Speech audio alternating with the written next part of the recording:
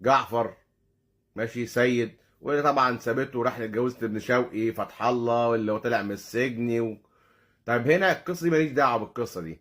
وطبعا الناس سالت ازاي اتجوزت واحد وهو كانت على ذمه واحد على واحد تاني. وان هي قالت له انت مش كان خلعاك من 7 شهور. هنا بيعلموا النساء والسيدات حاجه جديده، وقانون الخلع القانون الاعور بتاعنا. لو ممكن الست تخلع جوزها غيابي من غير ما يعرف ويفاجئ ان انت اتخلعت. طيب هنا بيعلموا الستات بقى ايه؟ ان انت ممكن الشر تخلعي جوزك 6 و7 شهور تقعدي معاه كده وانت خلعاه، ده غير كده تسرقيه كمان وهوبا تقلبي، يبقى انت قلبتيه خلعتيه وسرقتيه. يا سلام على التعليم ويا سلام على الفن، وهو ده الفن وهي دي الثقافة